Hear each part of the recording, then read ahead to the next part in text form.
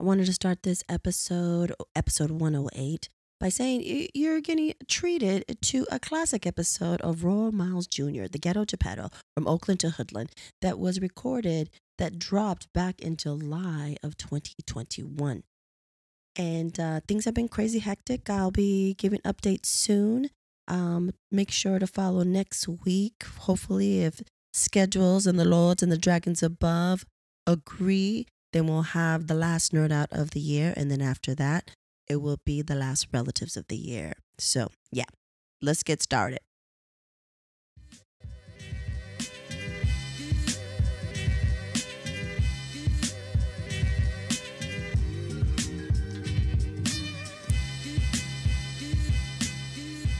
Hola, and welcome to episode 37 of Word to Your Mama. We took a break, kids, a much deserved break. We took a road trip. We were safe, saw loved ones we haven't seen since January 2020. I had a little bit of a health scare, but I'm happy to report that it was benign and I do not have cancer. I talk about a little bit way more in depth when you listen to the next relatives episode, which I believe is after this one. I got to look at my planning, but we're back in full effect. It's a much needed break and we're ready to roll. Today's episode has Roy Miles, aka the Ghetto Geppetto. I met Roy a long time ago in the beginning of my journey within the designer toy scene, I guess, the designer vinyl scene, that I met some of like people I definitely consider family. So we recorded this in June, early June, I believe. And then, we took the break and I took the road trip. On the road trip, I was up in Sonoma County, and then I took a day trip down to the Bay Area, and I got to break bread with Roy and Jesse Hernandez, who we will be having on in a future episode, and a future episode 13 guest, now Jerome, and my rib, who I talk about all the time, Aaron, my rib Aaron, and it was fantastic. We were at Nito's backyard, I believe it. It was in Oakland. I mean, we Oakland it up, and the food was amazing.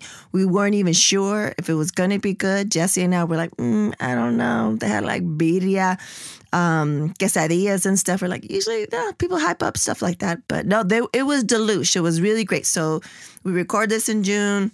And then we were able to see each other in person because everybody was safe and vaccinated and it was outdoors. And we got to break bread and it was fantastic. But Roy Miles, he's a storyteller, Black and Mexican, born and raised, still living in Oakland.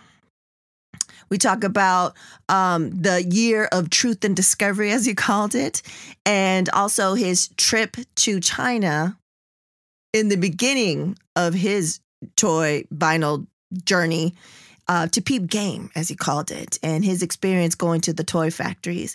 Also, we have questions and comments from episode 13, Word to Your Mama guest, now Jerome, and also by Dell, the funky homo sapien, who they've known each other since high school.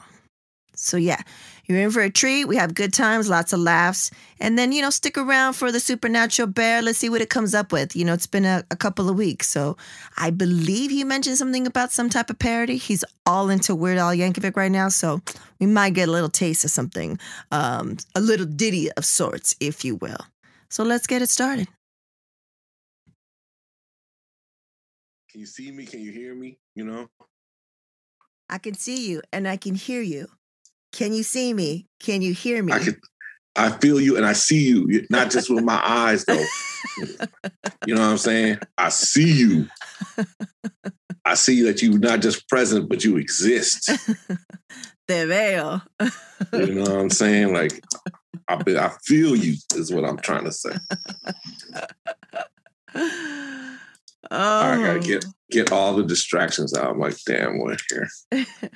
Goodbye, After Effects. Goodbye, Photoshop. Are you Okay, all right. After Effects? Are you like a Premiere and After Effects Pro? Premiere is like, I mean, any nonlinear editing software is the same thing to me. I'm a professional editor, but with the After Effects and Illustrator and Photoshop, I'm pretty good with all that stuff. After Effects, I'm very good. Illustrator too. I've been using those programs since they came out. So, like literally since they came out. Oh, because like After Effects, I'm new to Premiere and like any video editing because I was doing minimal. Any video editing was like in like iMovie or something like that. Right. And then, for the podcast, I do the little voice thing. And then so it took me into Premiere. I was like, I'm gonna get there one day. And so I'm in there. Uh-huh. And then to add the thing, I just YouTube everything. And then it has a little adjustment layer thing. And I was like, this is a lot of shit I'm about to learn over here. But I learn by doing. That's how I learn anyway. Right. So it was my first time doing After Effects. And I was like, I don't even know how to start this shit. Like, I only know that I'm in here because it brought me in here because it's an adjustment layer shit. Right. I was like, this is my next realm. Like, I love learning new shit. So I was like, I'll learn it as I go. But I don't know anyone that's like uses it at your level. I use it every single day. Unless I'm not coming into the studio, it's the first thing I open. And the second thing I open is Illustrator. But After Effects, I actually have it. I also I work for an ad agency. So I got a machine next to me that is owned by the company. And After Effects is always open there. And then on my desktop, which is directly next to it, I have two screens here. After Effects is always open here too. So you're After Effects for days. Two mice. Yeah, the mice. Yeah, got it. You don't Wacom board it with the pen and stuff? Oh, got it. That's yeah. Got all that shit. I figured. My car looks like shit, but my computer's woo-wee, let Testarossa. You gotta be, right? I got that Lambo. So, Roy, gracias for being here. I want to start off just what I do right now because we're still in a pandemic, folks. Don't fucking forget it. You know what I'm saying? We're still in a pandemic. Exactly. Mask it up. Mask it up. We're talking about the Supernatural Bear at dinner was asked. He's like, so are we going to still wear masks when, because I was saying, 15th. Right. I was like, we're wearing masks forever. Like, if we're in a situation where there's a group of people and we don't know them, I was like, we are masking putting that up. mask on. Right. So I bought those, you put them, like, if you have glasses, right? And they can hang off your neck. I bought those for masks. Because I was like, we're rolling hard. We're rolling deep. It's like a forever shit over here. So anyways, because the disease didn't go away. The disease didn't go away. And also, people are mad dirty, dude. They were dirty pre-pandemic. Oh, my God. They're so gross. They're gross. So it's like, I don't want whatever else you might be offering. I don't want that either. So anyways, all that to say, how are you doing? How have you been? You made it to the other side. What were your thoughts on the last trash year? I didn't consider it a trash year. I considered it a year of truth and discovery. Please believe it. Just like, honestly, the entire last term. Actually, I'd say the last two presidents, there was an age of discovery. We discovered that Black people were still Black, no matter how high they get on the top, and that no matter which offices you're in, they still gonna call you that word, and they're still gonna try to treat you like that, and it changed the dynamic of everything, right? Just having a Black man in there.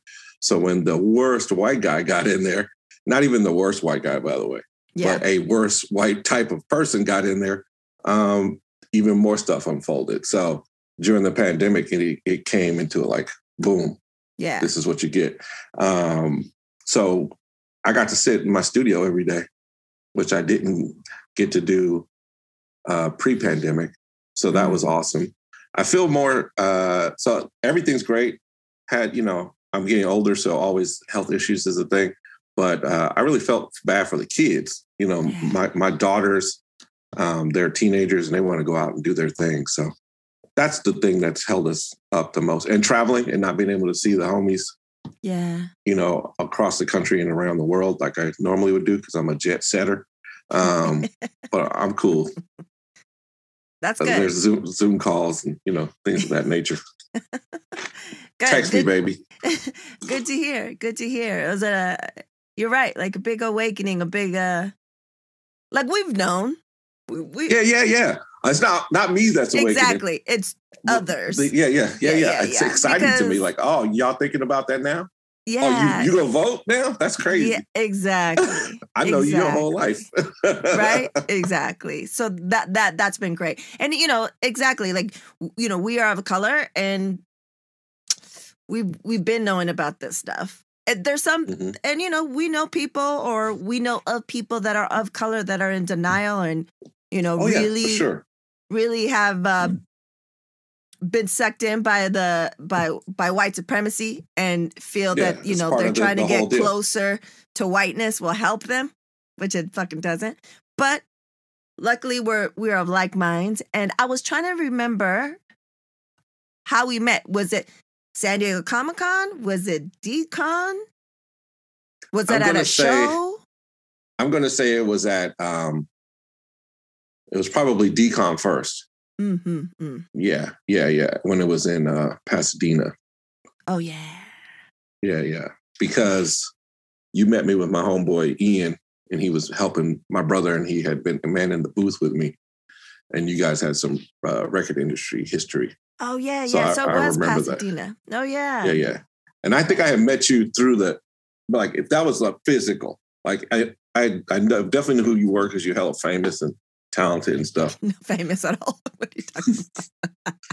Funny. Everybody talks about you, in the streets. They like your name lights up the streets. Yeah, right. So I was like, oh, I gotta know her. So silly, so dumb. Okay, so that was like, what was that, like 2009-ish? First 2009, 2010. That was my first decon ever. Was like 2009. Oh, and I gave you shots of tequila. Yeah. That I remember that. Yeah, that was my first one. And I was like, I get a little nervous because I'm not part of the scene. You know what I mean? Like I'm new to the scene. Right. So I had a little tote bag, and I had tequila and I had disposable shot cups. And I had like sliced limes. And like right. Oh yeah. You were the icebreaker. I was like, oh, here, let's have a shot. Let's because it was interesting to me. It was like the first time being part of like a new industry or a new scene where I only met everybody through Twitter or social media. Right. And then I was like, oh, I'm gonna meet him in person. Like that's kind of weird. And I roll solo. Because then I can move, you can move and not have to worry about anything. And so, that was good times, man. It's always very strange to sort of put yourself out there, but you got to do it if you want to be a part of the thing. That's how I got into the toys in the first place, was like totally throwing myself in uncharted waters. Like I flew to China. Shit. You know what I'm saying? Like, yeah. A lot of these cats, like, I got into toys because I got a dunny. I was like, I got into toys because I flew to China. So how did that happen? Like, what was like, oh, I'm into toys. Let me fucking fly the fuck out to China. Well, the godfathers of the whole thing of sort of urban vinyl, if you want to call it that, are Eric So and Michael Lau, right? Mm-hmm. And they were in Hong Kong. And the only other cats that were in America that you could say were doing it like they were doing it, and really at a much smaller level, were like Futura, eventually Stash, like people that were already mega gods in their own realm already. And so when I saw new people that I had not heard of doing things that I had not seen before, using that toys as a medium, I said, I got to get to Hong Kong just to Peep Game. Like I want to do this too. Yeah. And that was back in 2000. That was really back in 99, but I got there in 2001.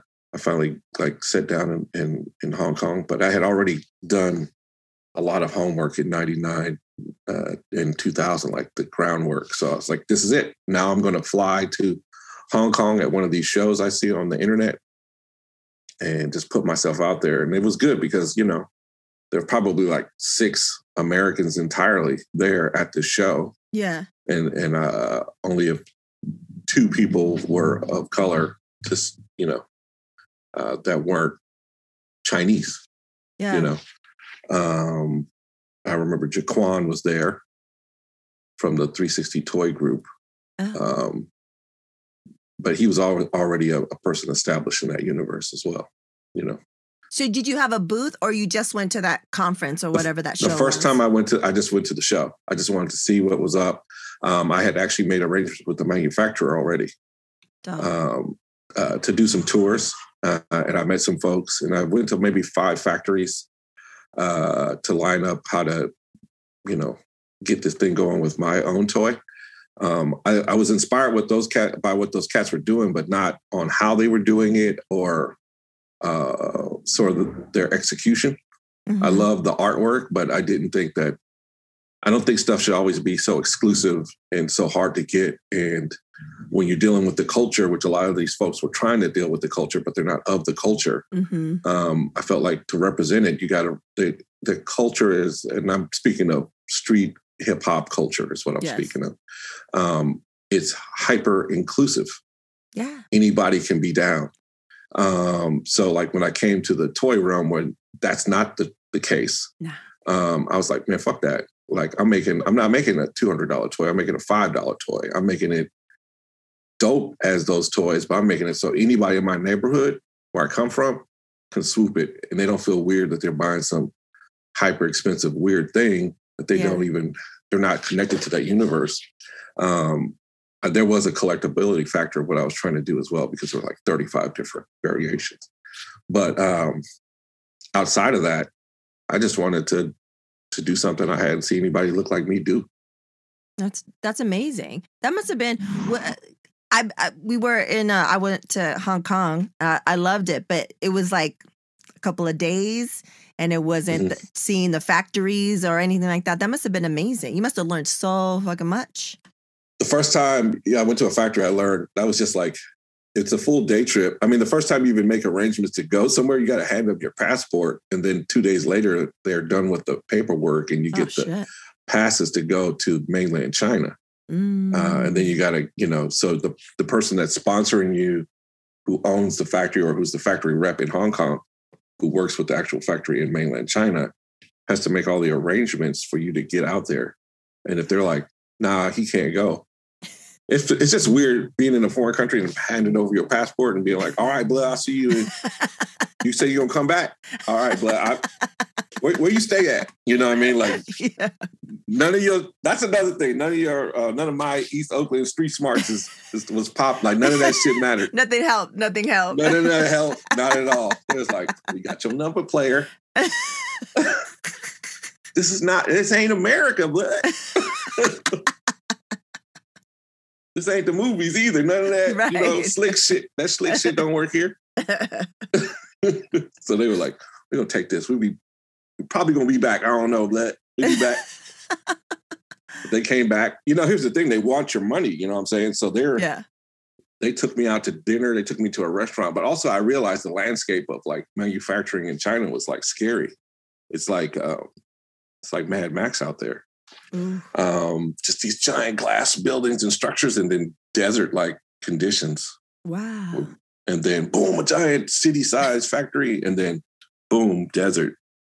Like people like with fire and like roasting a thing, and then the Terminator. Wow. And what about inside the factories that you visited? What were the conditions and the working conditions like? Like some of the factories, I was like, so a couple of times people just weren't wearing masks and they making Superman capes and toys that our kids and people in America are going to go play with. And I was like, we have full masks on. And I was like, shouldn't they be wearing masks? We got masks. And they'd say stuff, oh, they're used to it. I'm like, I don't see him right, player. And then they'd be like, oh, say something to somebody. Then also everybody put their mask on. I know they made them take their shits off when they was done. Of course. When we left the room. And each factory, I went to a facility that did stuff for McFarlane toys, and their stuff was like, it was like they might as well have been making semiconductors. It was so pristine and clean. Oh, wow. But the factory I went with was like a hood spot. The janky spots. The janky, like, oh, what you want to make? Even the rep told me, he's like, well, what do you want to make? I showed, we had the designs. He said, how many do you want to make? I said, I don't know, maybe 5,000 to 15,000 units is the max for me. And he's like, we do that in one day. Oh, I was like, I'm not comfortable with the in the hand thing. So I'm going to use a different factory. But, you had to find this place that was, and I was doing this all by myself. There was no, it was like using Google Translate and just finding people. Wow. And, using my access in the entertainment industry, which, I was a fledgling person, but I was in teaching. I was a professor at a animation school at the time. So I was at E3 and SIGGRAPH and these conventions a lot. And I met a Chinese rep from a Hong Kong rep at E3 in the basement where they sell the joysticks and stuff, like the off-brand knockoff stuff. Yeah. And I saw a dude, I was like, you guys made this stuff? He says, I rep the factory that makes this. And I was like, can you make like a little guy, like a little toy, a little thing? And he's like, yeah, we do all that all the time. So right there. And before that, I had been calling reps and like, going through the business library in downtown Oakland, all this stuff. There was not a lot of stuff online. And everyone I would find, they wanted to charge you a huge commission just to find the broker in Hong Kong. So you talk to an American broker, they have a relationship with the Hong Kong broker. The Hong Kong broker has a relationship with the mainland factory in China. Well, what do I need this dude in America and Seattle for to talk to a cat in China who's going to talk to, or in Hong Kong that's going to talk to a cat in China? Like, I'll just go to Hong Kong. So luckily I met that guy. Yeah. And, how I roll through life is a lot of times those things just line up for me. Like I'm at E3, I'm there, so, supposed to be repping the college and, trying to get students in the video game industry, and they pay for that trip. And I use that as a way to find people connections for the other thing I want to do. Of course. So that's just how you do it, You parlay it every time. Parlay. Parlay all day. Parlay all day. Speaking of E3, I haven't been to E3 since, I don't know, 2000 or something like that. How have you been? When was the last one that you've attended? I think the last one I went to was maybe 2007, 2008. And then I kind of I didn't care as much anymore. I pay attention, and I got out of 3D mostly. Like I realized as soon as I learned all this 3D animation stuff that I really didn't, it wasn't my path. Yeah. I learned it and I did it pretty okay, but it just became another tool for me to do the stuff I want to do. I just like being a storyteller. That's why from everything from the toys to animation to documentary work to illustration to, toy making to fucking puppets, like all this stuff is me. I just love telling stories. Different mediums in which you can tell the stories. Yeah, that's what I was making an outline. I always make an outline for these conversations. And if it, it's just organic and if it stays within it. But one of the things I definitely wanted to talk about was what you just mentioned was, where I feel like I'm at this point right now too. Well, I've always known, but the same thing, like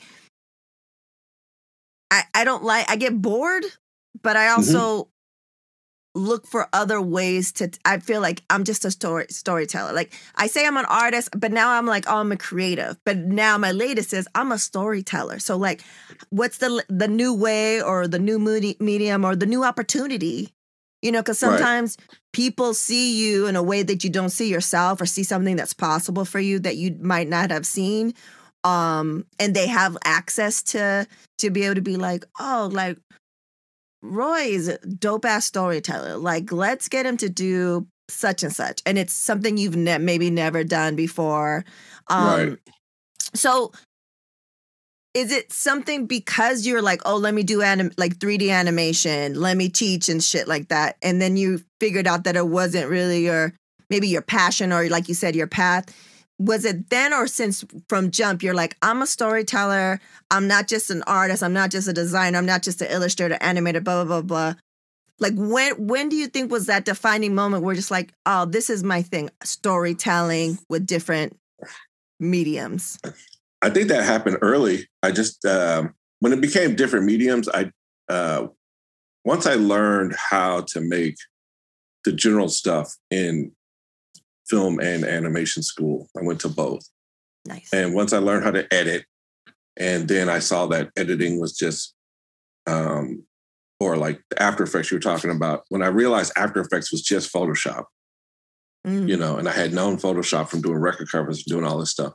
When I realized that they were all the same thing, these are all just different versions of the same sort of tools, and you use them to, I'm going to use this to do this thing instead of using this to do this thing. And they start to like overlap on each other. You just sort of build a toolkit, right? And then that broadens the type of story you can tell. I've always been interested in filmmaking. And number one, I consider myself a filmmaker above all else. Got it. So like if I'm animation to me is filmmaking. Yeah. Doing the puppets and stuff like that, that's filmmaking. And filmmaking is storytelling. Yeah. So I just, I always thought it was my strength that I didn't differentiate in the mediums. Yeah. Because, people are like, oh, you work in, I work in commercials, we make commercials every day, and you have to tell a story. Now, like what you do with the mediums and what you do with that story is completely different every time. But the elements are always there. There's a beginning, a middle, and an end, or, in a commercial, there's a call to action at the end, like all this stuff is bringing you to a point. Like, am I trying to sell a sprocket or just tell a tale or give them a lesson? You know what I'm saying? So it's like, or just make you laugh. And that's another part of it is in my work, my personal work and things I produce for myself and my audience is I just want people to smile when they see it. Like, I feel like I win if you look at it immediately and you smile. Yeah. Oh shit, you hear that? That's angels. Sorry. I'm supposed to pick up my son, but my husband got it. So we're good. We're good. Okay, just sorry about that. But yeah, so that's my whole thing is, I like people to find joy in the things I make. And then there's always way deeper stuff happening there, but your immediate response should be like, you should smile at that, So I'm never looking at trying to make something cool. Yeah. And I'm never trying to make something cool. I think that's corny. Yeah. Like, this is cool. I mean, is it? I just want it to be funny. I think funny is that's cool, or cute, that's fun too, but just like smile, And your work definitely does that. I know that's definitely what drew me in, especially just your, the moniker of, how I met you, the Ghetto Geppetto. And, I was like, yeah, because just from seeing the work that you've done, your personal work, from jump immediately that hip hop is a huge influence. Right. It's dead center. Right. And I think that's what we have in common, what a lot of our friends, that we know have in common, that it's such an integral part of our life that we live it and we create with it. It's always there somehow, some way. Right. And there's a element of like nostalgia with your stuff, that immediately is like, it makes me feel good. And then you listen to what you're, it's like all these different elements. And I feel like you're definitely super successful at all the things that you mentioned. You're a storyteller, you bring people in, you make people smile, I feel like and then when they stay, they see more shit, like, you know what I'm saying? You get extras. Right. I think it's pretty amazing, all the things that you do. And that, like I said, hip hop it's so important to me. I feel like, we discovered recently on Clubhouse that we have a Oh yeah. Multiple connections and, right. people that we know or people that, I admire, and hip hop, it's just hip hop brings so many people together. And pretty much almost everyone on here, I probably know because of something stemming from hip hop. Music industry connection, hip hop connection. And there's some long lasting, connections for sure. But one of the other things I wanted to talk about before we get into the questions and comments from the audience, I believe you said you're Blaxican.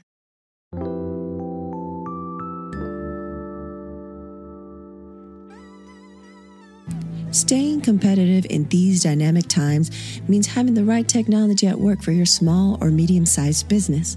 Whether your goal is to grow, downsize, or modernize, Panoply BPO provides the right combination of tools, support, and affordability necessary to make it a reality. Visit panoplybpo.com. That's PANOPLYBPO.com to schedule your no-obligation consultation today. Mention WTYM and get your 13th month of service for free. PanoplyBPO.com. There is a better way.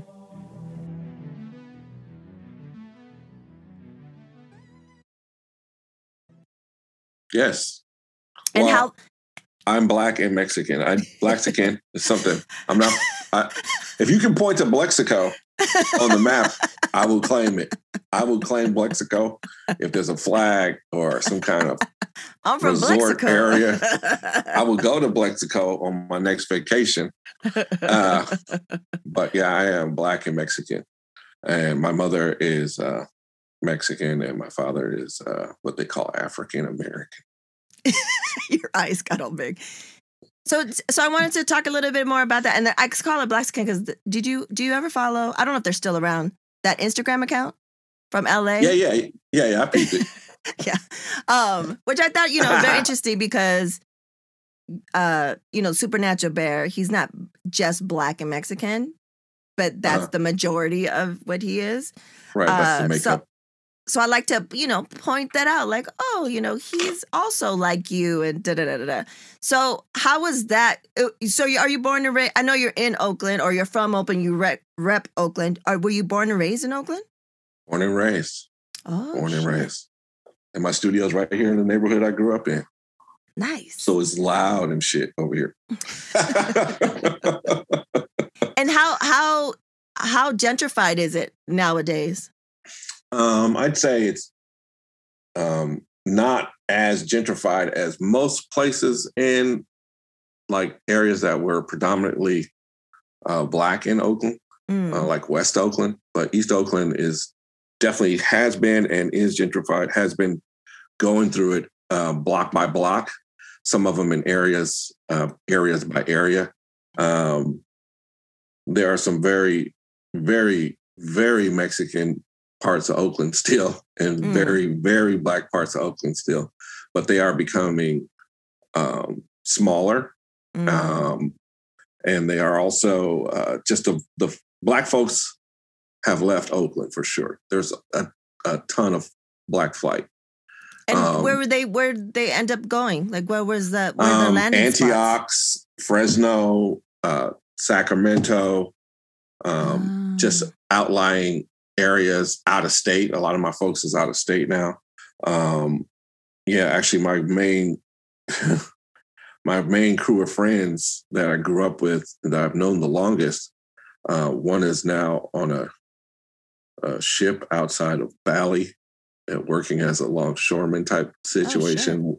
My last homie just went to Colorado. My other homie went to Chicago, and then the other homie is in London. So like my core 5 dudes that like are my what do you call that? My conciliaries, that I went to high school with and I've known the longest. Those dudes are all gone. They all kind of are out of Oakland. All spread out. the only folks that are like, shit, if you really think about it, even like my other homies, like Dell, and like he lives in Richmond, and like, so like not even the homies that are still here are technically here in Oakland, you know. And that's what, you know, a lot of people say the Bay and shit. I never say that. I'm not from the Bay. I'm not from you need the Bay to make area. sure you differentiate. Yeah, I'm from Oakland. When I hear a cat say the whole Bay and the Bay, I'm like, nigga, you trying to make El Cerrito part of this shit, bruh? What? And where? Albany. No. So how was it? You growing up and you're, you know, half Mexican, half black. What was your neighborhood? Were you in the black neighborhood, the Mexican neighborhood, or the mixed Oakland, neighborhood? In this neighborhood was always mixed. It's always black and Mexican in this neighborhood.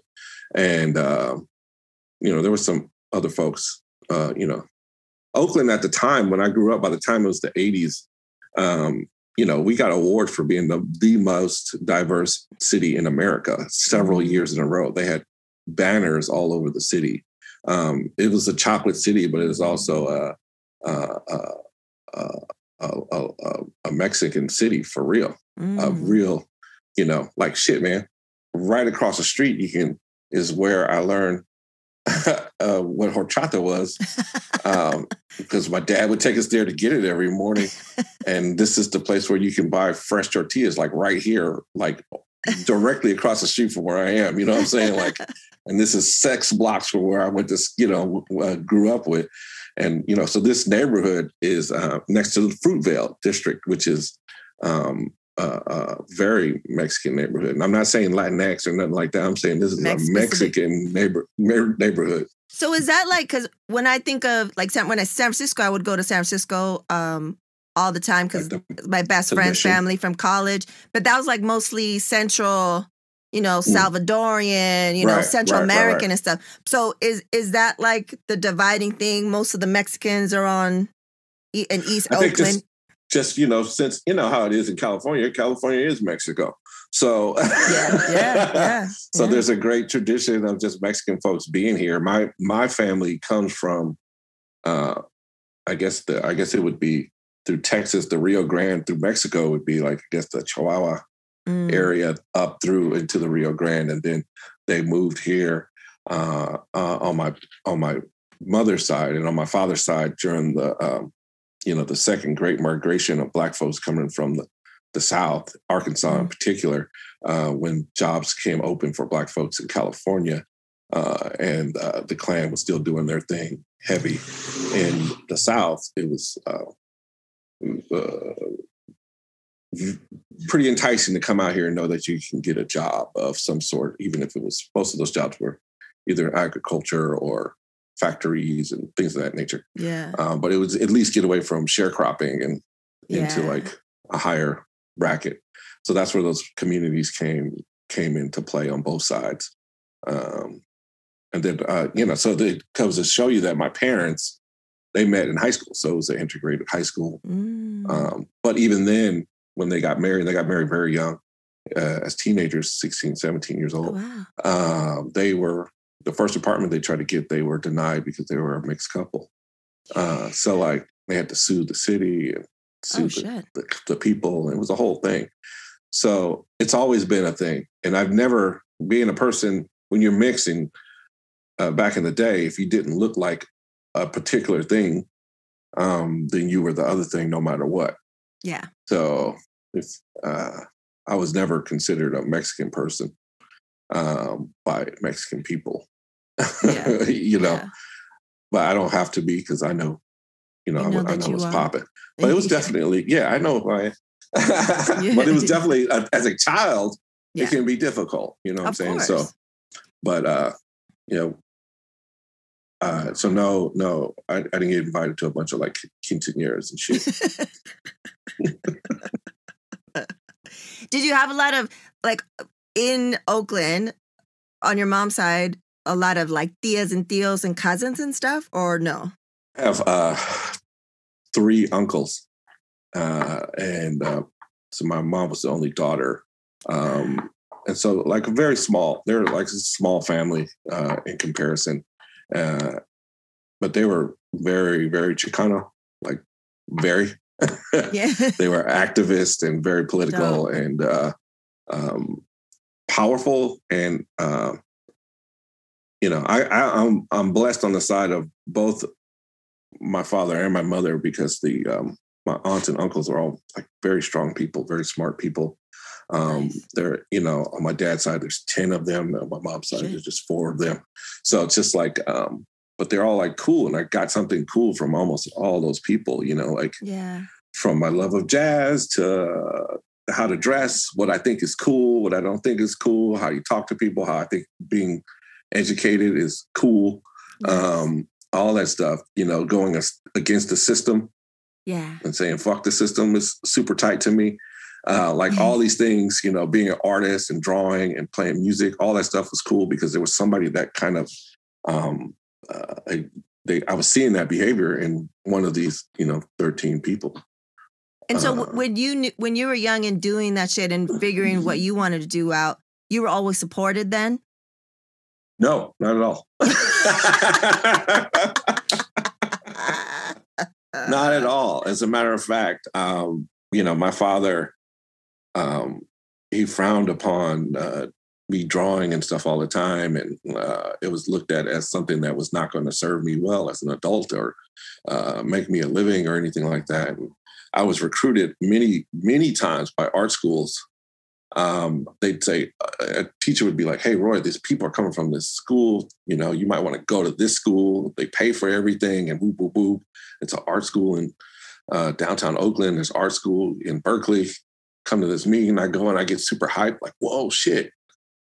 They teach you how to make movies with Super 8 film and all this stop motion. And I come home with all this stuff like, yo, I can go here. He's like, man, you can't even get good grades in regular school. And that'd be it right there, boy. That'd be the end of the whole shit. No more conversation.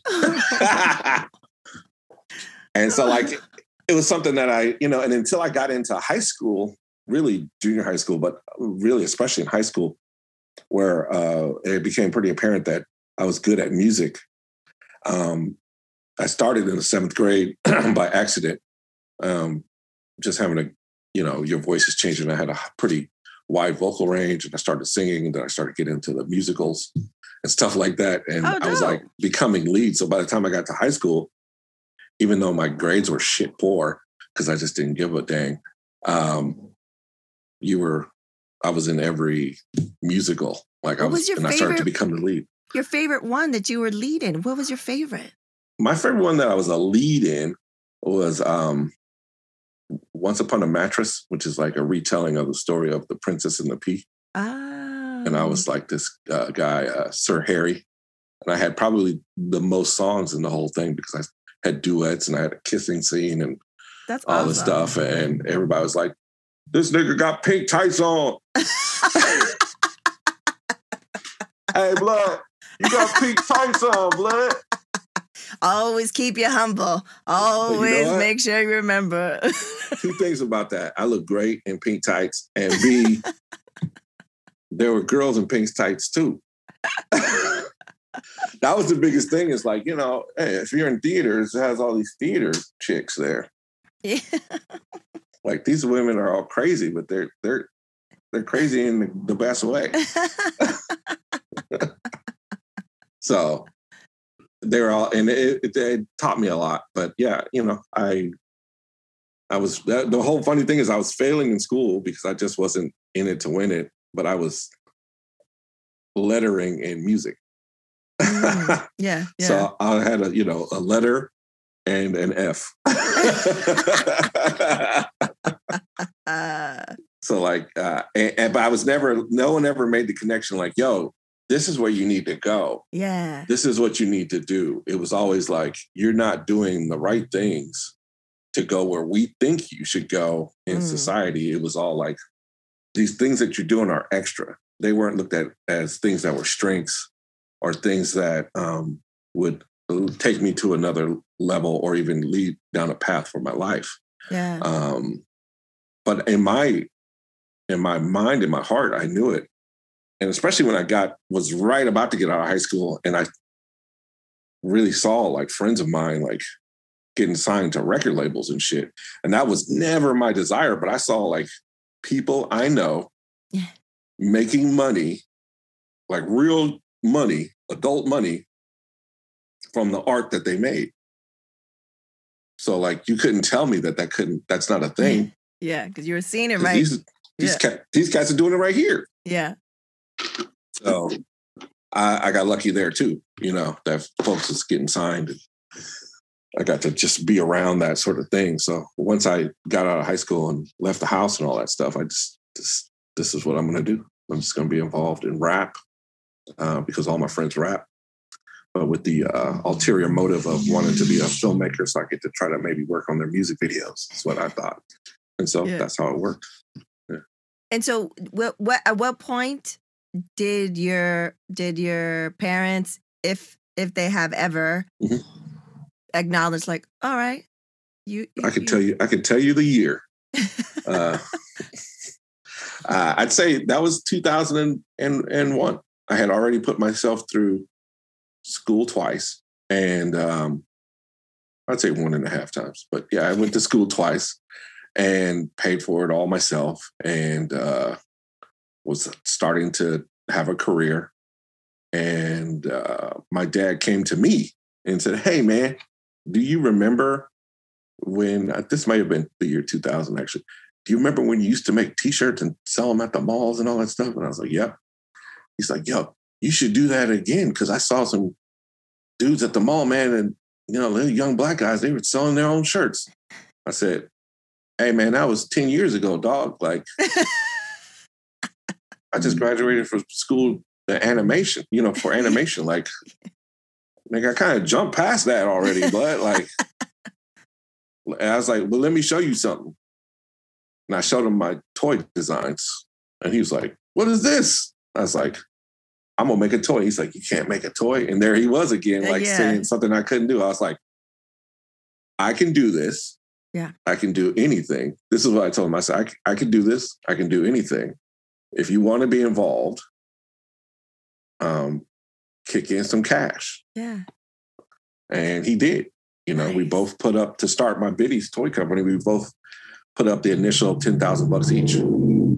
Nice. So, and it was a gamble for him.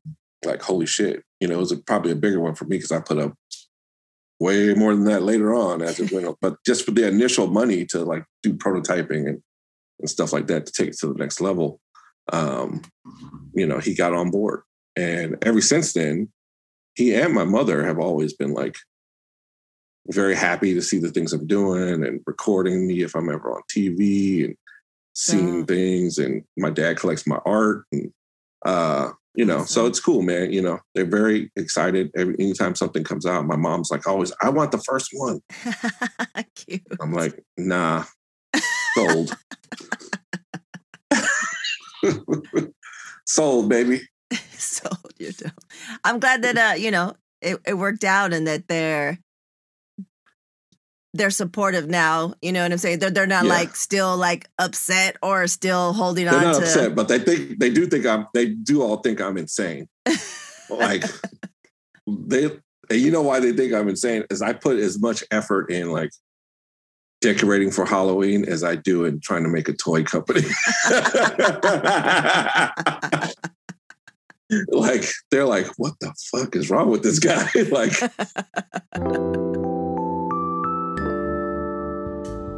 this episode of Word to Your Mama is brought to you by McDonald's, proudly serving communities since 1965.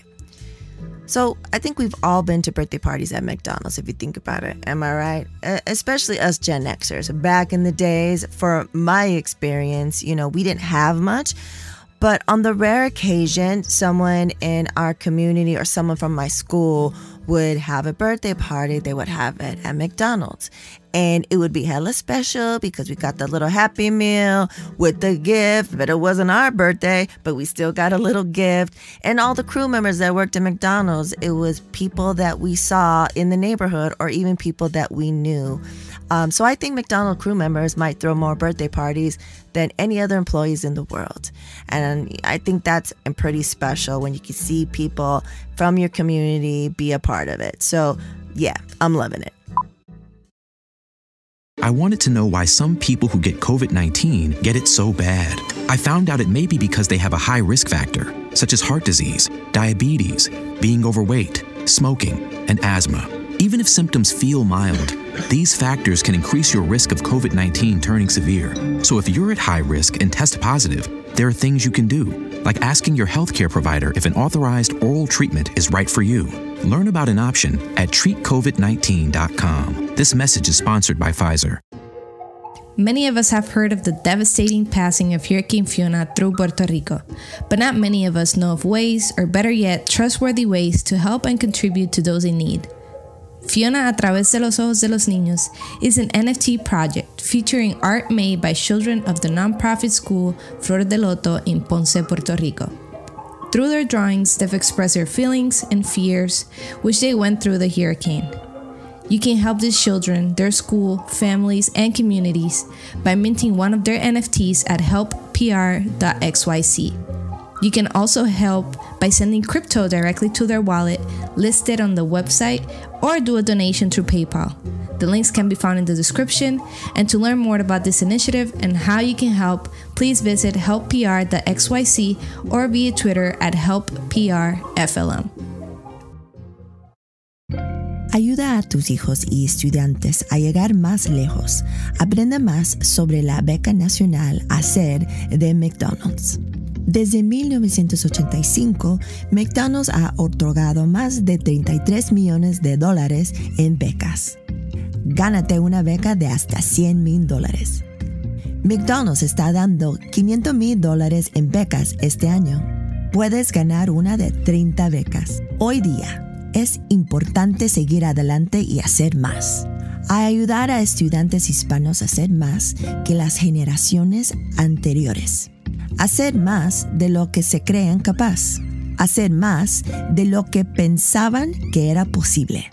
Por sí mismos, por su gente, por su cultura, por un mejor futuro. Para más información sobre la beca nacional Hacer de McDonald's, visita mcdonalds.com/hacer. Aprende más. Dancing crew, trip for two, nail the final interview. Game with Doug, brand new mug. Come here, kid, give me a hug. The more you want to do, the more we want to do. Boosters designed for COVID-19 variants are now available. If you've had your primary series, schedule an updated COVID-19 booster appointment as soon as you're eligible. Sponsored by Pfizer and BioNTech. Chances are you aren't sharing an epic dinner with your friends right now, but you could be. Just book a seat at a private dining event with your Chase Sapphire Reserve card. Then get to it. A multi-course menu, insane flavors, a wine pairing. Ooh, is that crispy duck? Experience more unforgettable dinners with private dining events from Sapphire Reserve. Chase, make more of what's yours. Learn more at chase.com/Sapphire Reserve. Cards issued by JP Morgan Chase Bank and a member FDIC, subject to credit approval. Terms apply. Holiday season is upon us. With being Latina and the Supernatural Bear being multicultural, it is that time of year to see all kinds of family. Those that are blood related, and those, as a Supernatural Bear calls it, heart related. How cute is that? Whether we stay in town or travel, we'll most definitely be breaking bread with familia. Holidays can be magical like that. They can bring us all together to create those special moments and memories, usually involving food. And you don't need much. It can be at the family carne asada, the family BBQ, or that traditional family holiday meal. All that matters is that we're together. All that matters is that you're together. The holidays always find a way. Enjoy the real magic of the season by surrounding yourself with good friends and family, delicious food, and of course, ice cold Coke. Coca-Cola pairs perfectly with every holiday get-together. He starts in the summer for Halloween. Like super extreme. Super extreme. I just think you should just put everything you got into everything you do. Like, why not? That's what we're here for. Yeah. Exactly. That's real. Okay. Now it is time for the questions and comments from the audience. Let's see who we have first. first question is, how do you balance professional creative work, personal creative work, and parent life without compromising anything? And this is from episode 13, Word to Your Mama guest, Jerome Lou, who I call Now. Now. Jerome's a good dude. It's very difficult to balance. The family portion is the most difficult part, I believe. And I think how you do it is you just have to, on the family side, you got to think about other people, bro, sis, whoever. Yeah. Because as artists, we all become like, we're pretty egocentric. I think I haven't met an artist that wasn't like, just even if they're humble about it or whatever, that's bullshit, bro. You making art. You want niggas to see your art. You making shit so people can see it. So there's an ego there.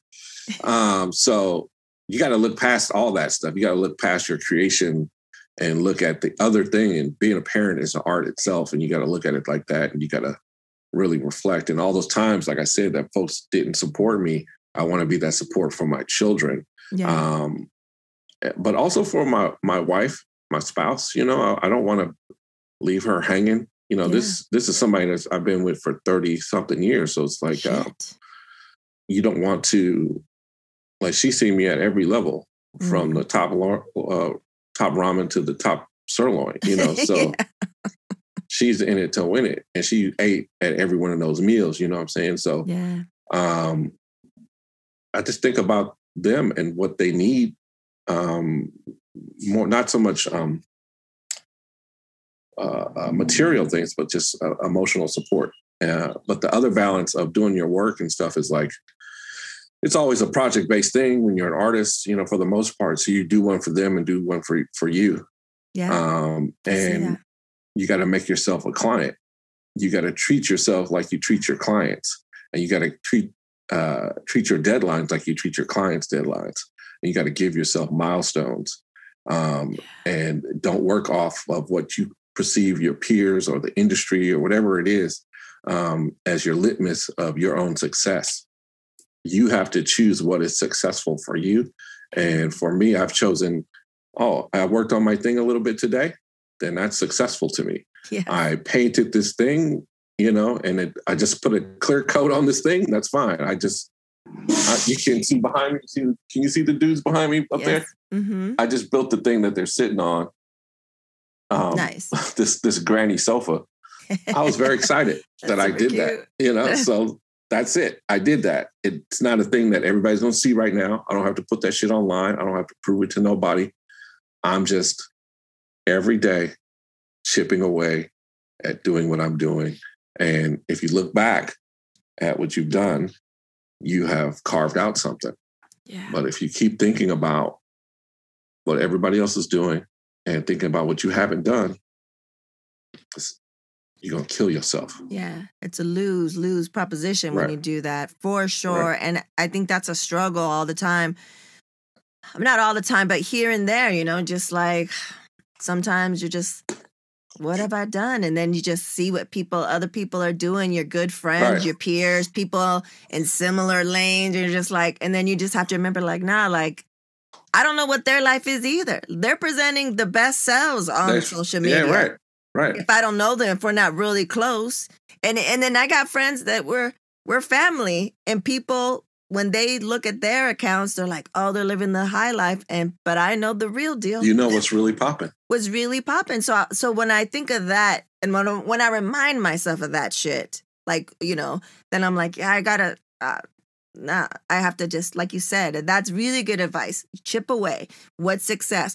Your success, what's going to be, what you feel is successful for tomorrow's list might be different from the next day, because you have to balance, like, he's asking how you balance all that shit. And it's like you said earlier, you do one for them, you do one for you. And so sometimes certain days it's like, I'm going to do more client work and I'm only have this much bandwidth for my shit.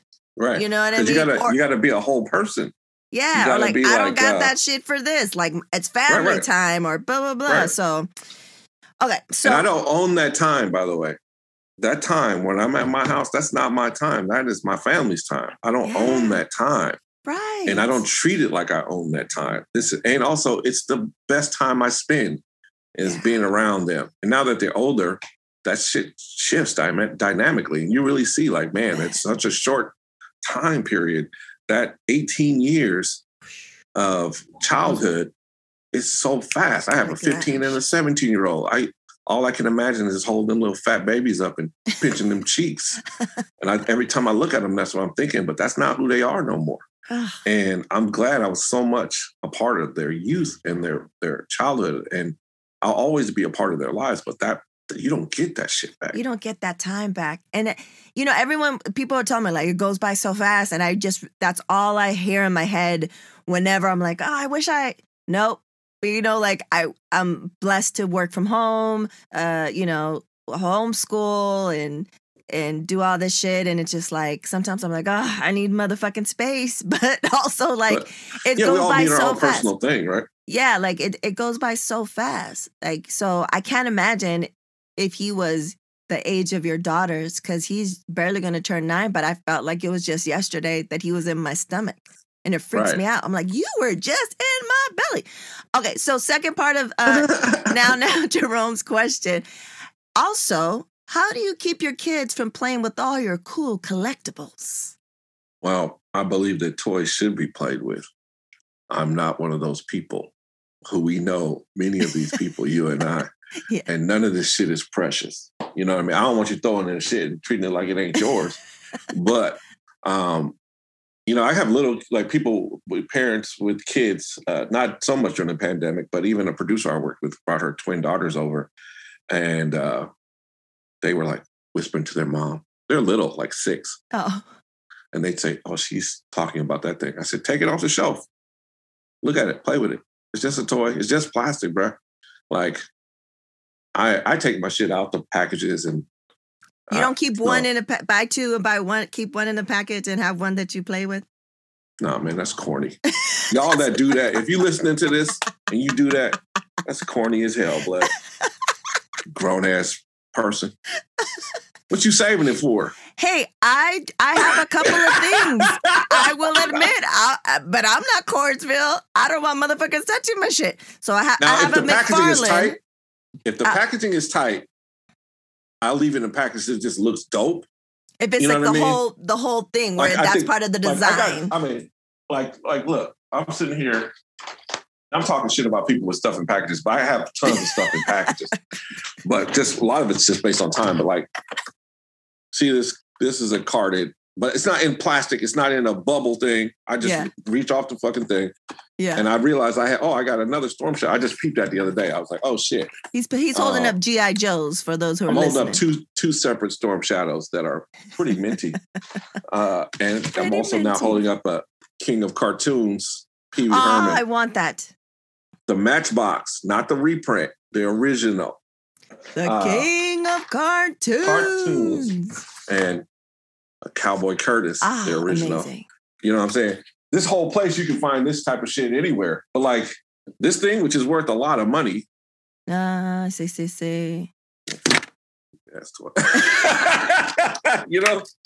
I'm not precious like these foods. Oh, that's hilarious. Because I just have all this stuff here. I would turn the thing. I guess I could turn the thing, but you can see all this crazy stuff here. All this stuff here is here because I like it.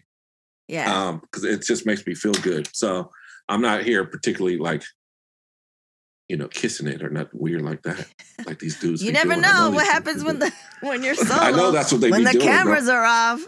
Yeah, I know what they do. I know what these dudes are doing. They're doing stuff on that cute little sofa that you made back there. That is super cute. It's nice, huh? It's super cute.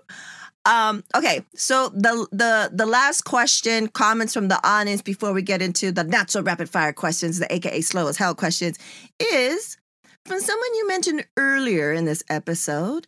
He asks, where did you get the idea that knowledge was unlimited? That'll get him. And this is from Del the Funky Homo Sapien from the famous hieroglyphics. That's funny. Knowledge is unlimited. So we thought about Knowledge Unlimited. Well, first of all, that was a newspaper that we all created together. And the genesis of that is actually through Public Enemy. When they released their Welcome to the Terror Dome album, they had a song called Welcome to the Terror Dome. And the press had tried to slant it as anti-Semitic because of one of the lyrics in there. Somebody deemed that because he was talking about a rabbi who had talked shit about him, that he was being anti-Semitic. Like, you could talk about somebody who's not of the same race as you and not be racist. You could be just responding to the fucking thing that dude said, you know? Yeah. And in the song, he told the rab to get off the rag, you know? If you remember that thing. And in our school newspaper, front page of our stupid high school newspaper, it says Public Enemy releases anti-Semitic record.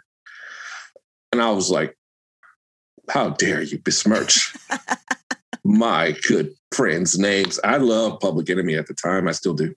And so I got with a friend of mine, Rasan, and I was like, he's like, did you see this? I said, I saw it. He's like, you should write a letter to the editor. I was like, fuck that, man. We don't write no letters to no editors. We ain't no squares. We make our own newspaper, bro, and show these fools what's up. Love it. And so we started our own newspaper, and it was called Knowledge Unlimited because we were about to blast you with the knowledge beams.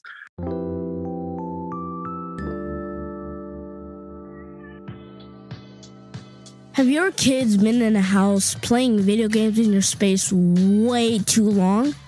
Now you can get them outdoors and still be social while social distancing at the skate side after school and group skateboarding classes. Skate students get to improve their skating and decompress after a long day or week of school.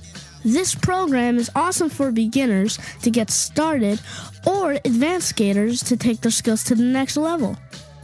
Go to theskateside.com and learn about our COVID-safe programs in Santa Monica, Culver City, Glendale, and South Pasadena.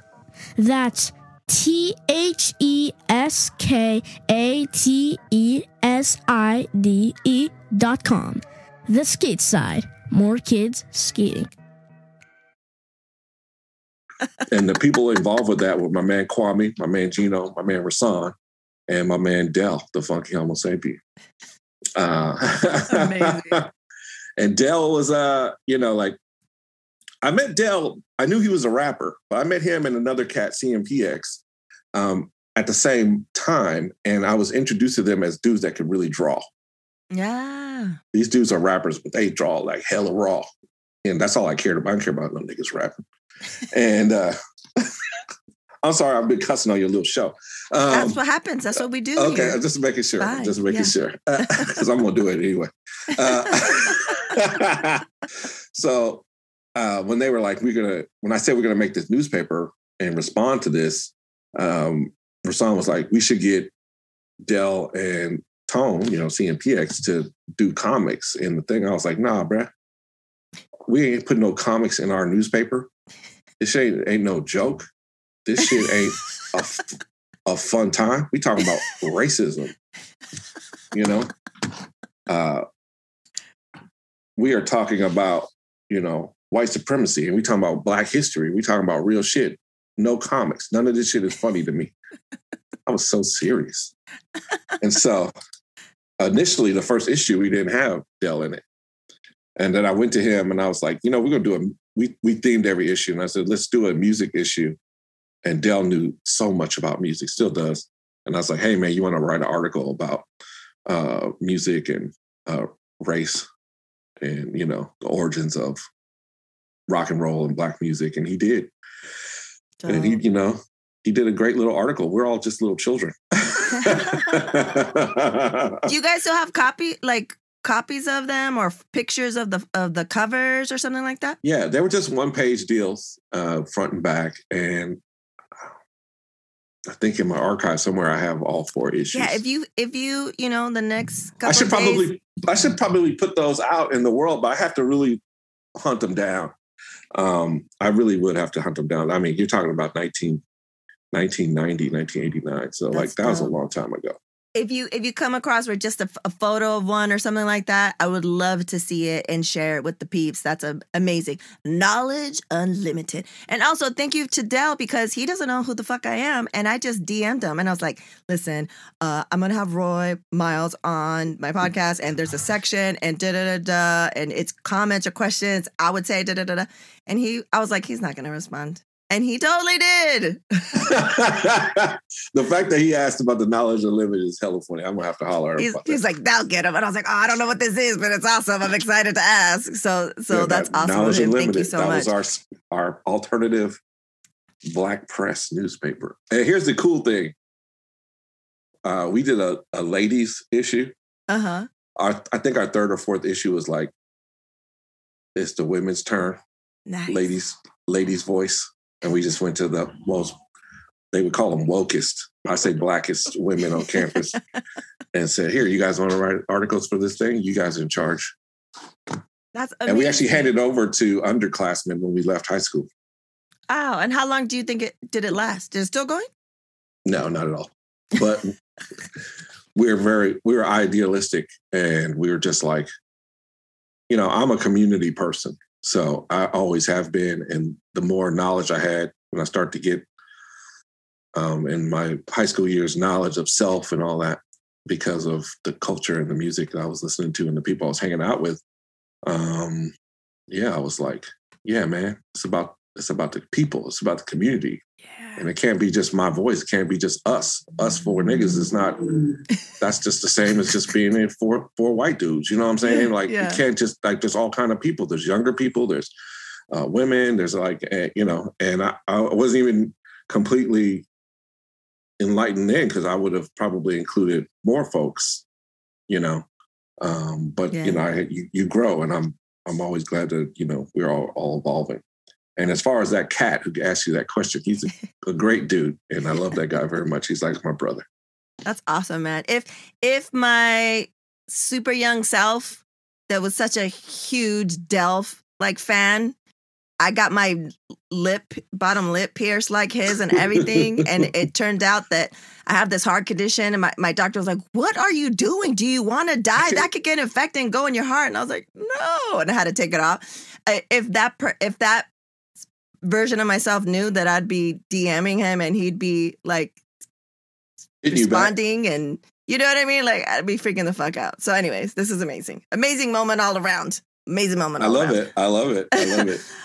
Okay, let's get into these not so rapid fire questions, aka slow as hell questions. Pop, pop, pop, pop, pop. Boom, boom, boom, boom, boom. Super slow as hell. 3 words to describe yourself. Tenacious, huggable, and funny. I bet you give some amazing hugs. I'm like a hug lord, you know what I mean? Like people, strange people off the street. I've hugged strangers before. Like people have come up to me, and I'm like, "Oh, go ahead, bro, give me a hug." You're not stingy with the hugs either. That's amazing. Not at all, man. And life is, I'm a liver. I love life, and I love people, and I love. People are gross though, so you wash your hands. You have to make sure. If somebody needs a hug, I will give them a hug. That's amazing. That's good to hear that you're a hugger. So next time I see you, I'm gonna give you a hug because 100. I'm gonna hug you. I love hugs, and when weird to say, I'm just gonna say my partner because husband it sounds kind of weird, but when he would go away, and I had a really good friend that I'm still really good friends with at the office that I was working at. He gave the best hugs. He would also include he'll crack your back too. But so I'll be like, oh, he's gone right now. He's on tour, and he'll come into my office called the microwave because it looked like a microwave, and he would come in and just give me hugs. Oh, that's nice. Just a hug. Sometimes that's all you need. I'm gonna go ahead and call human resources. This nigga's just coming in hugging people. Woo! Yeah, he does. Oh, that's hilarious. That's good. Okay. I like that. Next one. What's the best piece of advice that you've received? Wow. The best piece of advice I ever received is walk in like you own it. And that was from a person that was like a college professor of mine that became actually my boss when I became a college professor. Ah. And he was the one who taught me how to be a teacher. And which is a skill, folks. Not just anyone can be a teacher. It is a skill. And it took a while to develop, you know. Because you can just be the asshole or the asshole teacher. There's a difference. Mr. Miyagi is an asshole teacher. You know what I mean? But like, this asshole got me wiping shit down. And then you find out, nigga, I know karate. Yeah. Do wax on right. I'm going to try to punch you. Just wax off. Yeah, exactly. That's the asshole teacher. Me. So that's what I became. But before I was just asshole, like, y'all weak. This is the worst dog I ever seen. You know, that's when you're just an asshole. Nobody gets any benefit. But this guy, it's the worst shit I've ever seen. Just look at this bullshit. But when Rob Gibson is his name, Rob Gibson, when he taught, like we went to and this wasn't even in the classroom. This was this was at a movie premiere that we weren't supposed to be at. We were at a conference and they were having a thing across the street. And I was like, we should go to that, but I don't know how we can get in. He says, man, you just got to walk in like you own it. Like nobody is going to question you if you own it, bro. And I was like, yeah, that's cool for you, little white guy, but I'm a big black man. He's like, own it like you a big black man. And I was like, you're right, bro. So we just walked up in that motherfucker like, boo, we in the room, Wu-Tang Clan. And that's always my mental attitude when I go anywhere is like, you know, it's really just saying, I got this. You got this, man. You got this. Like, I deserve to be here. I could be here. Yeah, I'm supposed to be here. Yeah. I'm here, so I'm supposed to be here. Yeah. So I'm going to treat it like I'm very comfortable everywhere I go because of that. Nice. You know? Next one. What are you doing to dismantle the patriarchy?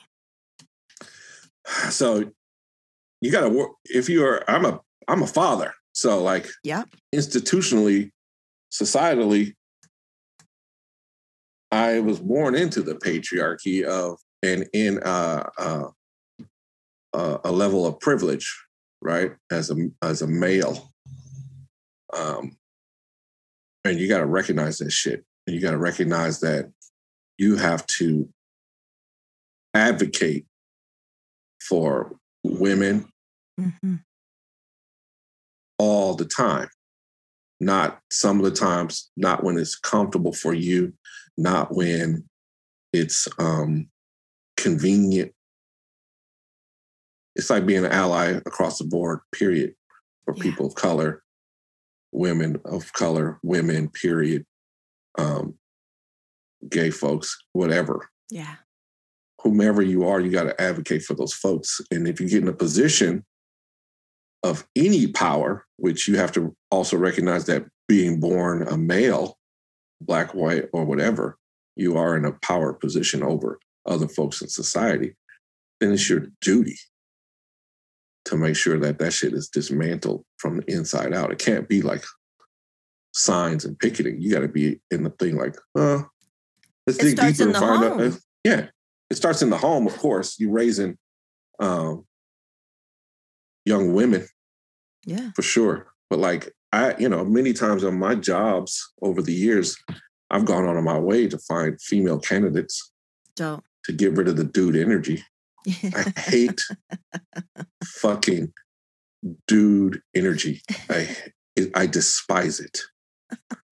It's so weak. It's so weak. It's like so weak, bro. Like so, and it's so disingenuous. Yeah, that's real. It's so disingenuous. To deny femininity is to deny half of yourself.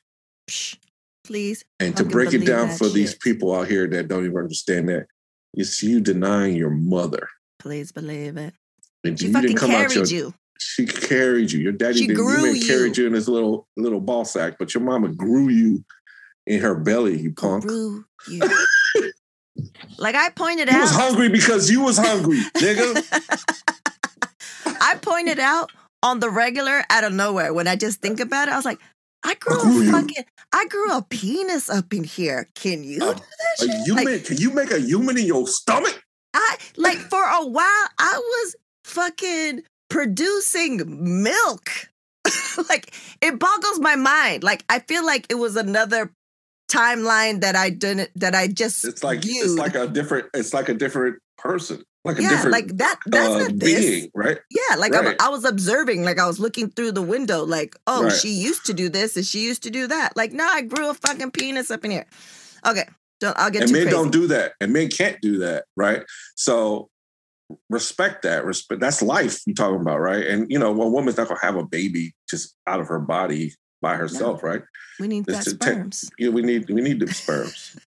Except baby Jesus. I don't know how I don't know how that went down, but it went down. I'm not into all that, but I read a book. Little baby Jesus. Yeah, like he's just laser baby. Immaculate conception. Laser rays from space. But yeah, that's why Magic. I try. And also, I think also as being like super blunt and truthful and open with your children. In my case, my 2 daughters have always been like, treat them as the human beings they are and never try to impose any caveman ideology on them, which as a person growing up in a caveman's universe, that stuff slips out sometimes and I have to catch myself and check myself. But you're aware of it. I mean, that's huge. Do you know what I'm saying? That the fact that you're aware of it, that you see it, that you catch it, and then that you get to the next level of checking yourself. And then you apologize for it. And then apologize? Come on. Like, which parents, I know a lot of parents, they always right. They don't apologize. But if I'm wrong, I'll let my kids I'm wrong. That shit is wrong. I don't want to do that. But I also say your granddaddy would have slapped you. That's hilarious. We say that shit too. Like, you would have got beat for that shit. Yeah. Like, you're lucky we don't resort to violence up in here. You talking real wild. Let me tell you, I know about 4 people that would have fucked you up for saying that. Your grandma, your granddaddy, your grandfather, and your grandmother. Those 4 people would have fucked you up. So many different ways. So many different ways.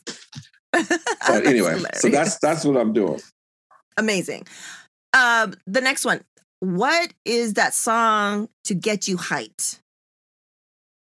And I know you being so into music, you probably have different ones for different occasions. But give me your go-to, immediate. See, I don't try to get hyped with music. Got it. Okay. You know what I'm saying? I don't need to be Onyx up in here, bump against the walls or whatever. And I always have energy. I do things to connect to myself emotionally. I listen to music and cry a lot. I love it. So give me the cry one. Give me the cry list. Give me the top one, cry one. Shit could be anything for me, but like Stevie Wonder, that's a song that I just will. I will choke up and die. But also, Rainbow Connection makes me cry. Oh my God, that makes me cry. I can't listen to the whole thing, or even look at the whole little video of Kermit the Frog singing it. It's too much. Right. It's too much. I love it. Here's a secret, folks. This is exclusive to Word to Your Mama podcast Incorporated. I will say this: I have a crybaby playlist of music that tears me up. Yes, we will need that link for sure to share. It's a lot of songs. It's a private thing, but it's and all those things connect to me, because they're across my emotional gamut of my entire life. So each one of those songs means something to me. So I'm the weirdo that put them all on a playlist just to see what would happen, see if I can live through that, and I put it on. You know what I'm saying? So there's I can tell you the artists that are on that song are it's varied from Billie Holiday, like I said, Stevie Wonder, Radiohead, Dick Van Dyke, Dick Van Dyke, Diana Ross. Who else is on there? Even Gene Wilder singing the Willy Wonka song. That kills me. Pure Imagination. Yeah, that kills me. I love that song. I love that song so much. It kills me. You know what kills me? The little tune of Pee-wee's Playhouse when he gets on the bike. Oh, yeah. And he goes into space. Yeah. It kills me every time. And I was trying to explain it to the supernatural bear. And he's like, why? And then now it makes him sad. So he's been watching it since he was little. And he wasn't sad before. And cause I told him from jump, like as soon as we watched it, because I introduced it to him when he was really little. And I was like, this used to be my favorite. And I was like, he's like, why did it make you sad? And I was like, you get to watch all these whenever you want and pause and skip. And I go, we only had it. We had it on the weekend one day, and it'll be the end of something I really love to watch on TV.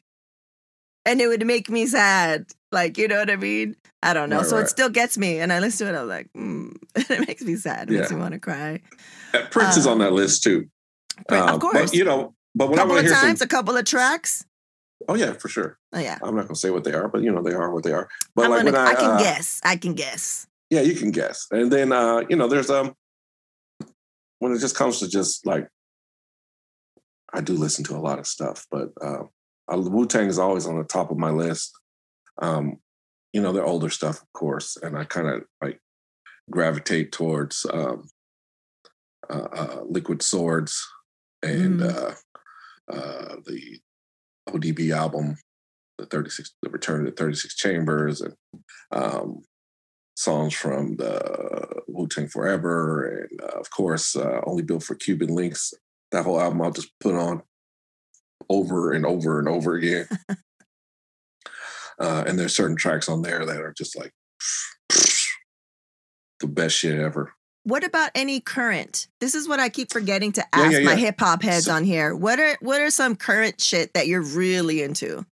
I've been listening to Leon Bridges. Mm-hmm. You know this cat, Leon Bridges, that Texas Sun record. Yeah, Leon Bridges with Karumbin. Yeah, I've always fucked up the name, but yeah. I think it's Cranbang or something. Something like that. They're amazing. I saw them live at this one October Desert Days out here, and then they performed live with Wu-Tang at the same. Yeah. Wow. And you can see the YouTube video of it. They're pretty amazing. They're pretty dope. So I always was wondering, and I haven't done a deep dive. I wanted to find out, because they're all from Texas, who connected Cranbin with Leon Bridges, because that's an amazing sound. Apparently there's I guess there's a whole scene there, right, in Houston, of that. What do they call it? My homegirl was telling me the other day what they call that. It was like New Something Soul or some shit. I forget what they were calling it. But it's not just them. It's a whole bunch of acts down there that have not all broke. So I'm just now getting into that stuff. I saw the Delvon Lamar organ trio. My first live show was on Sunday that a friend gave me a ticket to. I'm not allowed to look them up. And what else? So as far as new rappers, we'll tell you about these new rappers. But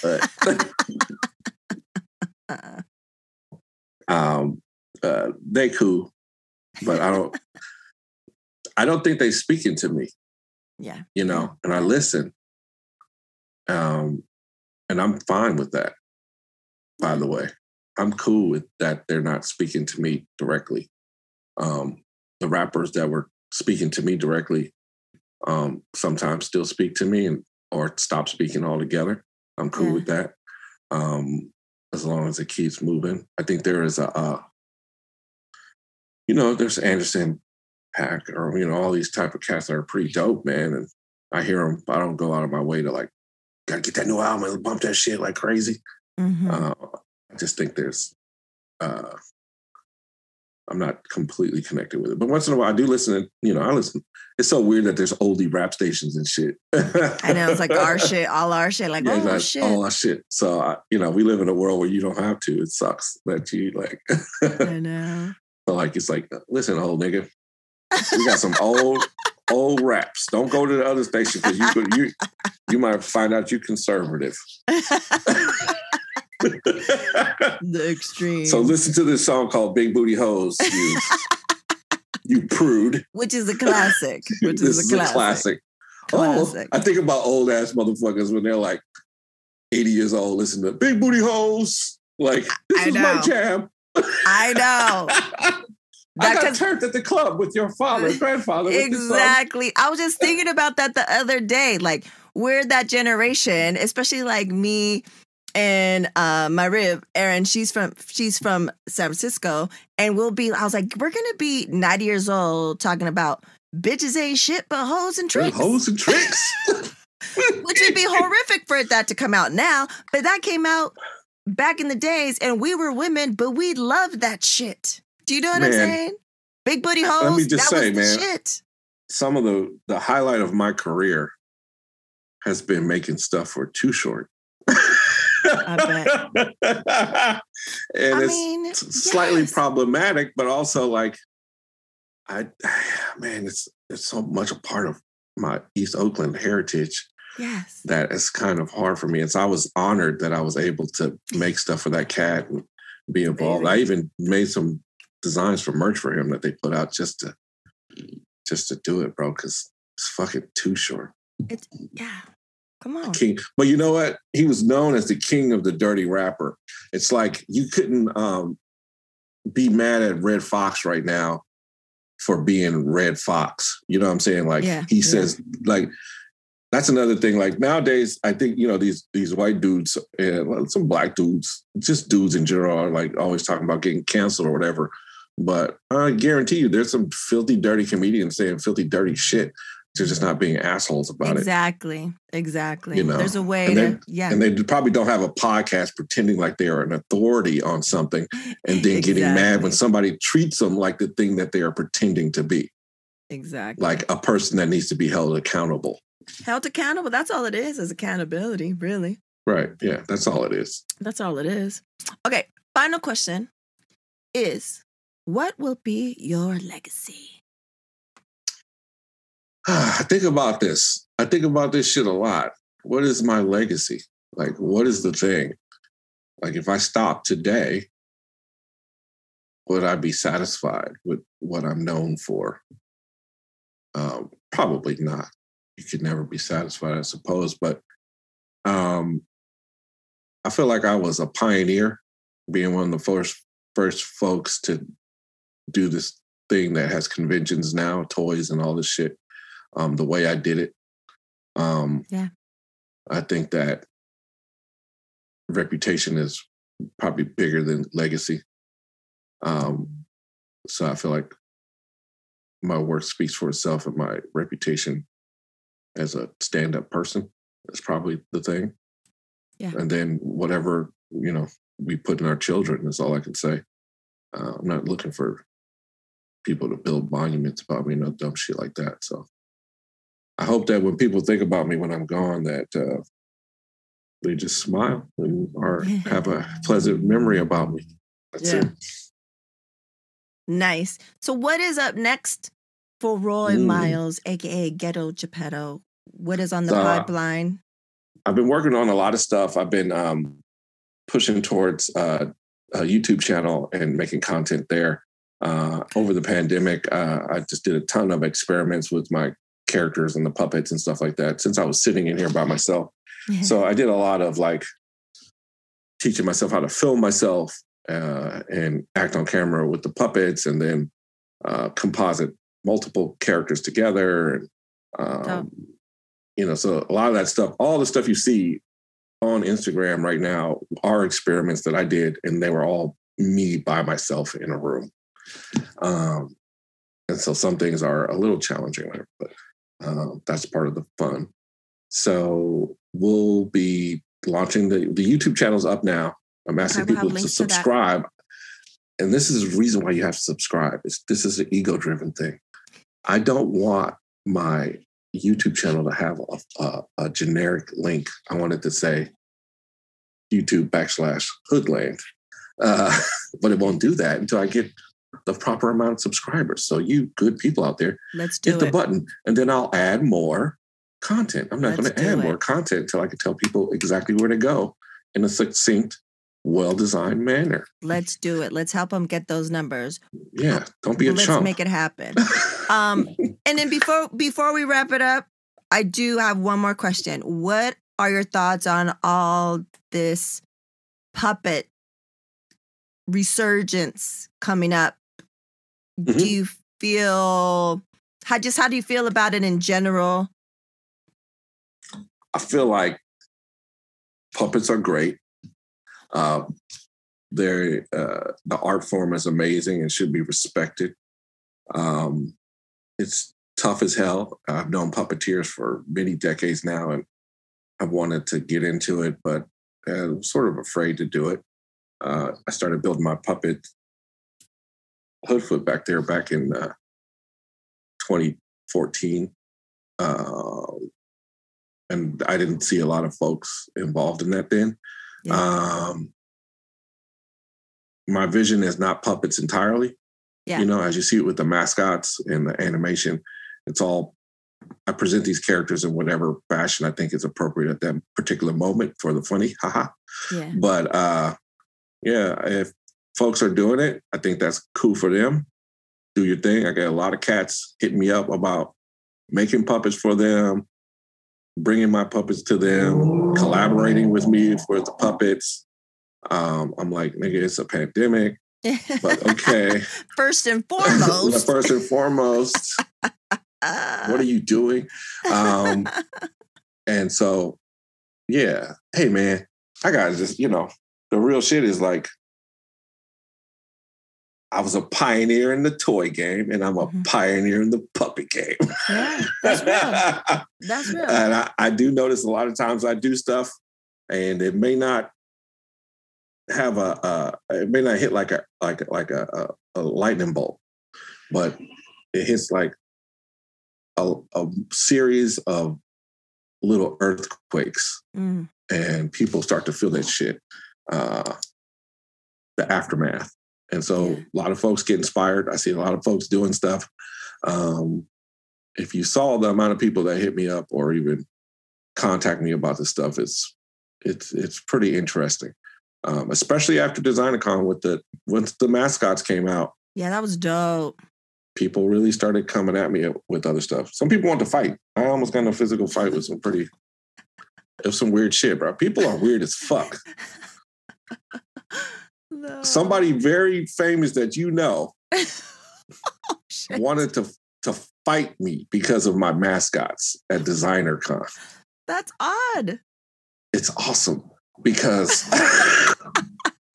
when I came out with the biddies, I had a similar experience that somebody we all know wanted to physically fight me because of the biddies. I was like, you mad at this? That is so funny. Bro, like I say I want to make people happy, but there's a hip hop part of me that do want people to feel it in their balls and hurt themselves because of me. Like, this nigga. Hilarious. How dare he do that? You're doing it right if somebody wants to fight you for it. You gotta have like Cat Williams said, right? You gotta have as many haters, the more haters you know that you're being successful. And also, none of these cats want smoke. Not for me. I give out 2 types of hugs. One of them is like this, and one of them is like that. A chokehold and a hug. You're gonna go Mimi's. You're like night. Night.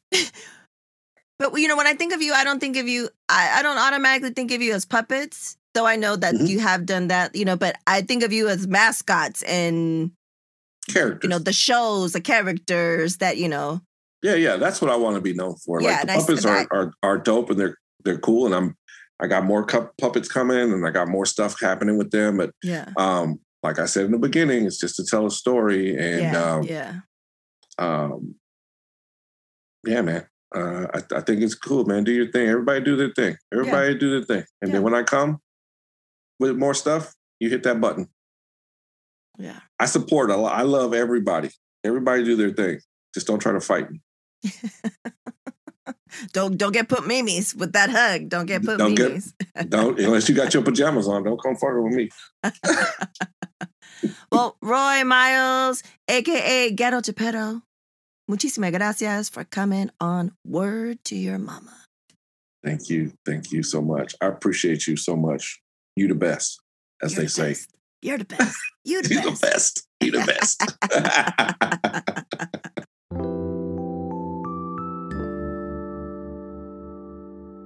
Yo, Hoodfoot, guess what? That weird rash came back. No. Do you know where people can get shirts and other merchandise with your likeness on it? Bro, I don't know your mama. Nah, bruh. Fuzzy, do you know? Yo, bro, I don't know what you're talking about, fam. It's GhettoGeppetto.com. All right. That's GhettoGeppetto.com. Oh, that's tight. That's clean, bro. Do I get paid for this? Bruh. I know you better not have me on that site. I ain't give you no permission. Nobody asked you, player. You don't have to ask. I'm telling you, I don't give a damn. Go to GhettoGeppetto.com and get your Ghetto Geppetto stuff because you love Ghetto Geppetto. That's right, GhettoGeppetto.com. Peace. No. Go buy some shit.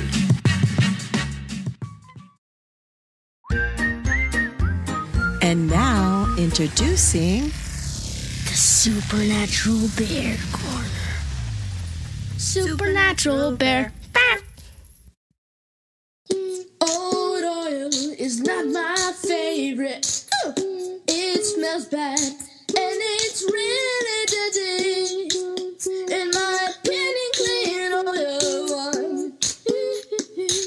He said I was the one to fix the clean oil with my son.